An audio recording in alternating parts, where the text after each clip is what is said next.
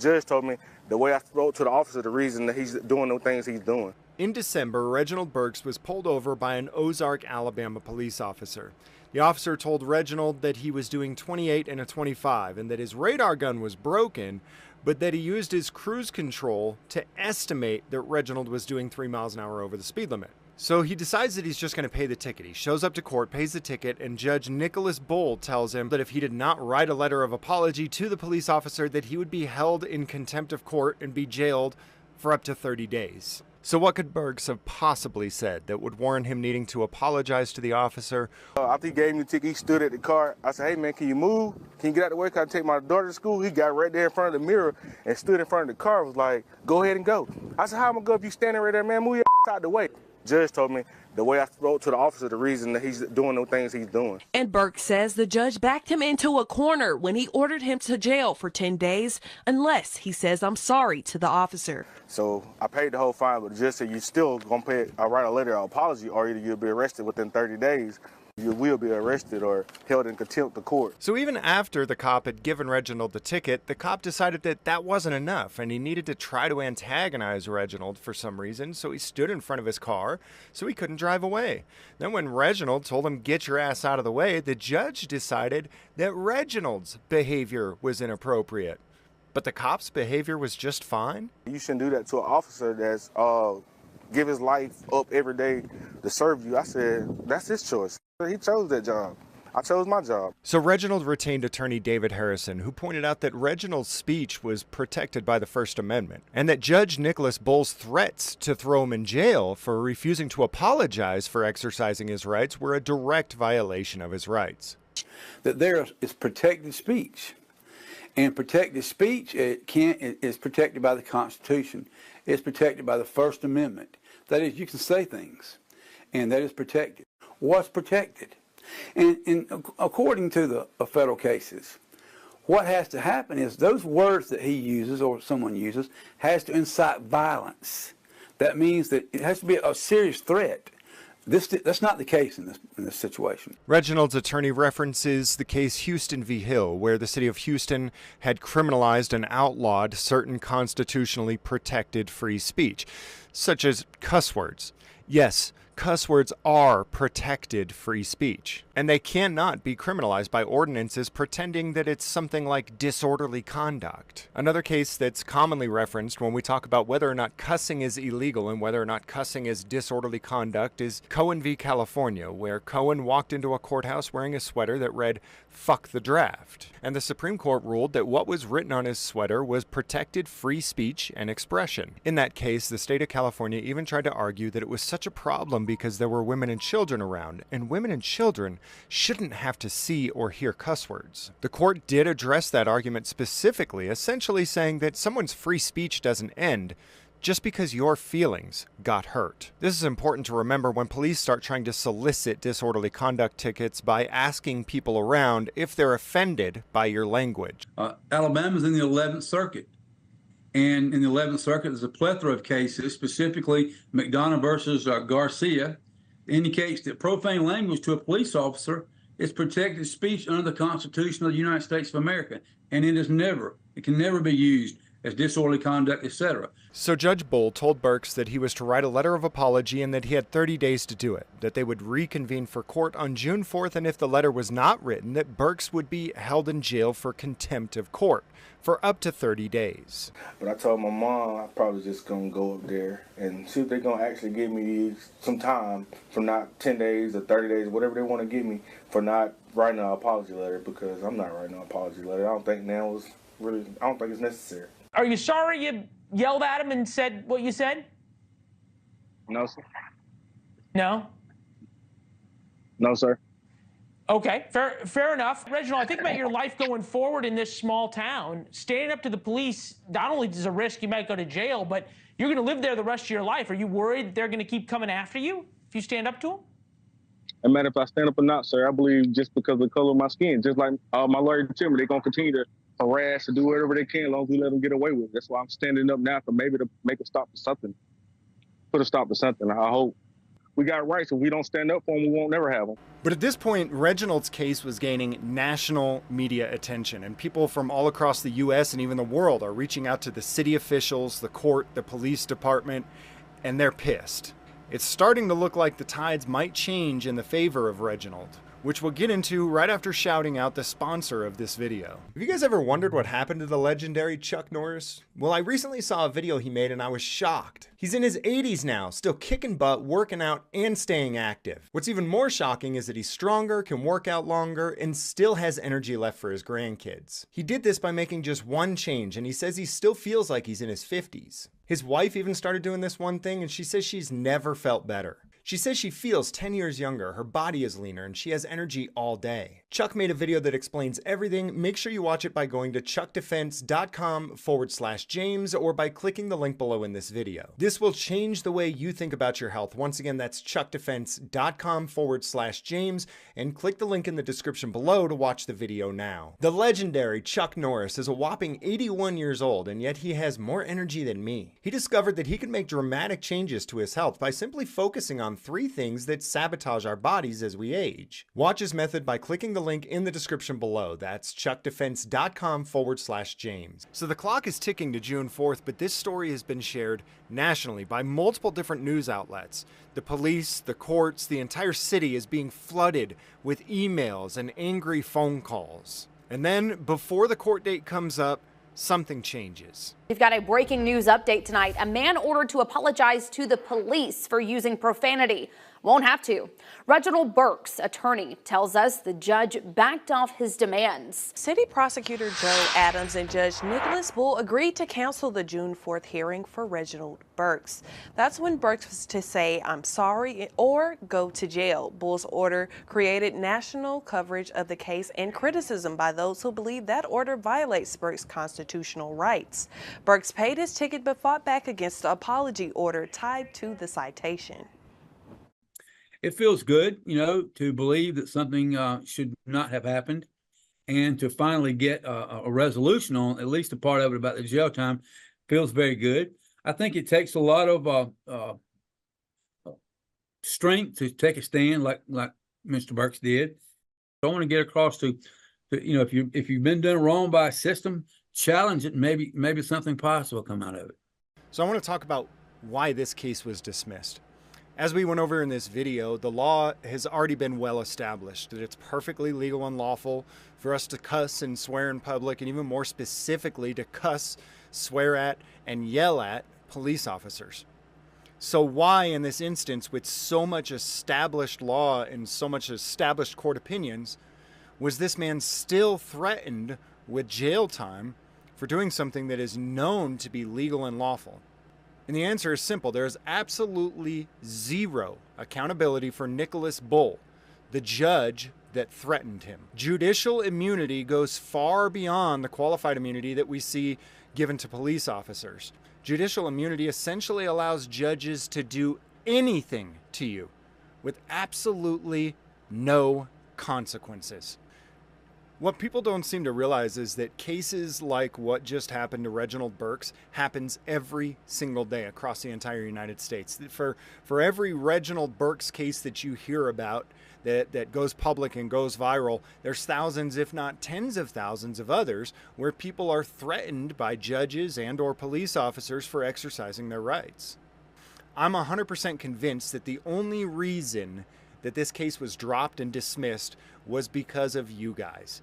The judge and the police already knew that they were in violation of the law, but they know that they have immunity and there's no actual consequences for them. I'm convinced 100% that the only reason that they dismissed this is because they got sick and tired of hearing from you guys. They got tired of their phones being blown up every day, of their emails being filled up every day. So the question is, how do we prevent this from happening from the thousands and tens of thousands of Reginald Burks around the United States in the future? And the only answer is to have equal accountability to the law for everybody in our society. I don't know where anybody got the idea that there should be certain individuals in our society that are not accountable to the law. And that I don't care how anybody tries to sugarcoat it, that is what immunity is. Qualified immunity, judicial immunity. It says you don't have to obey the law. And if you don't obey the law, there's no consequences. This is the reason that I personally have nothing but contempt for every single court in the United States of America. How is anyone supposed to have any level of respect for a human being who says, you must obey the law? But if I break the law, there should be no consequences whatsoever. Nobody in this nation should have anything but absolute pure contempt for the courts of the United States of America. Because a truly respectable court would have accountability and justice for all. If you made it this far, here's some bonus content where I tried to reach out to the judge and find out when he'll be issuing his written apology. Sorry the audio is completely blown out. Court. Hey, can I speak to Judge Bull, please? He isn't in at the moment. May I help you? Is this court clerk in? This is the magistrate. How can I help you? I wanted to know when Nicholas Bull would be issuing a written apology to Reginald Burks. No comment. Well, I'm not asking for anything other than a written apology to Reginald Burks. No, and you are? I'm James. Okay. No comment. Okay, so he will or won't be issuing a written apology? No comment. Why is there no comment? I don't understand. Why? I mean... Because that's what we have been instructed. Okay, and who ordered you to say no comment? That was our city of attorney's position, was no comment. City attorney, what's your city attorney's name? Joe Adams. Joe Adams, and is he strictly is he an employee of the city or is he contracted? That I had no idea. You're asking me questions I don't know. Okay, does he have an office there at the city, or does he have his own private office? He has his own private office. Okay, it's Attorney Joe Adams, and he's instructed you to say no comment. Correct. Are you like a reporter, or are you just an individual inquiring? I'm just an individual inquiring. Like one of those inquiring minds? Yeah, I mean, I'm sure that you can understand that this reaches far beyond just regular reporters, because I don't know if you know this, but this is a very, very common thing that's going on across the entire United States, where judges are out of control. People talk about cops as if they're out of control. Do you remember Joe Paul Harvey? Paul Harvey. He used to have the radio. Paul Harvey. I don't. He used to have a radio program. He would come in and tell different little stories, and at the end of his story, he always says, and that's the rest of the story. Uh-huh. So, there's three sides to every story: yours, mine, and the truth. Right.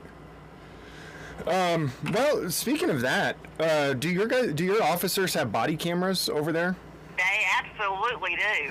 And I was told recently, I may have gotten you mixed up with Alabama, mixed up with Louisiana, but is it true that in Alabama, we cannot get body cam footage except by a court order? That I don't know. That would be a police department question. Okay. Because I've had issues in Alabama. Sorry, go ahead. There was body cam footage of this incident. Has it been released publicly? It has not. Interesting. See, that's something that's also been another huge issue. You know, people keep talking about, oh, cops have body cams, you don't need to record them. Have you ever tried to get body cam from a questionable incident? You know, when it's something where a cop just saved a baby's life, boom, it's released in an hour. And then when it's something that's questionable, it's like pulling teeth. I've seen it take up to 3-4 years for body, and so, you know, this... Are you sure you're not a reporter because you have a voice of a reporter? I'm just a regular Joe who's owned a business for over 20 years, raising I got a wife and 6 kids who's just really Are you from Alabama? No, I'm not. Originally from... So you've just seen this like floating across the internet and across the news? Yes. Yeah. I'm just a regular guy who, just like a lot of other regular guys, we're getting pushed to a point that it's just going too far. And I don't live in Alabama. I never have. Honestly, I don't even think I've traveled a lot. I don't think I've even driven through the state. But the thing is, like I told you, this isn't an Alabama problem. This is a judge problem. And it's happening all across the U.S. But what makes you think that our judge was wrong? just by going off of Yes. what he has said? Just by going off of what the news said. Now, if the judge has another story, I'd love to hear the judge's story. I'd love to see all of the camera footage and get everybody's side of the story. But, I mean, obviously you're not even the judge, and you've been told to tell people no comment. And so, you know, that's... You would not believe over the last month what type of phone calls we've gotten. We have been called everything. I've been called everything under the sun but a white woman. Are you a white woman? I am a white woman. Well, I'll just call you a white woman then. Is that fair? Does that make you... I have been called, excuse my language, I have been called a cunt and a bitch. I have been cussed out up and down. And yet, you know, we have to say no comment. Right. You know, and I understand it's a tough situation, but I mean, if there can't start being transparency and accountability, then that's what people end up resorting to, because people start becoming irrational when they've exhausted every rational source and an outlet to get something fixed or get something done. They start acting irrationally, and gosh, I fear what. Never mind. I'm not even going to go there. But I do have a question, and I'm not. By all means, please don't mistake me from being a smart aleck or anything. I'm trying to educate myself on this whole situation, because the phone. I mean, we've gotten calls from New York. Yeah. We have gotten calls from all over. But if you don't live in Alabama, or if you don't, or if you said you've never lived in Alabama, but if you live in another state, what does this Alabama incident?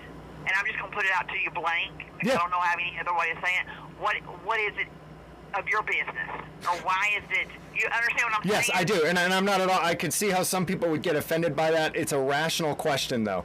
Okay. So the thing is, I can give you some cliche statement that injustice anywhere is injustice everywhere. But, and that, you know, that sounds cliche, but let me put it to you in more precise terms.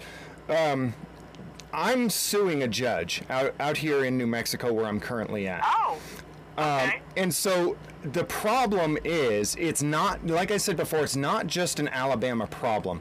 The judiciary across the entire United States, from municipal courts to district courts to federal courts, are completely out of control, and most specifically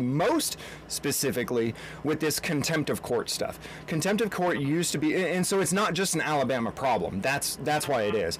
To be honest, this happens to be a case that we have a little more information on, and so it's getting a little more publicity. And so it's just, it is one example of wrong information.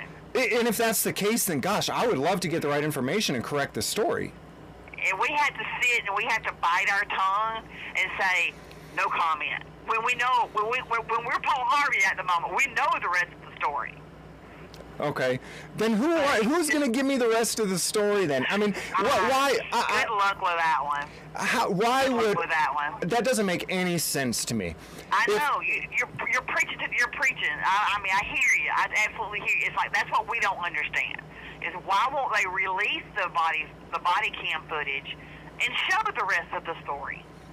Because right now everybody's going off of what Mr. Burks is saying.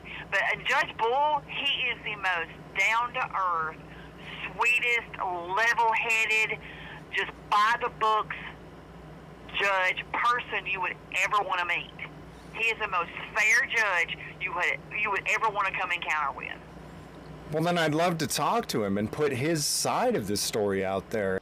I did try to contact Judge Nicholas Bull himself so I could get a statement from him. Every news outlet that covered this story talked about reaching out to Nicholas Bull and him refusing to give a comment or say anything about what happened. I tried reaching out to the city attorney, Joe Adams, to find out why he's told everyone not to make a statement, and it appears he hasn't made a statement himself either. The woman that I spoke to seems to think that there's more to the story that's relevant. But in my personal experience of doing this for a very, very long time, I have learned that the government does not hide when they are right. They only hide when they are wrong. And that is the rest of the story.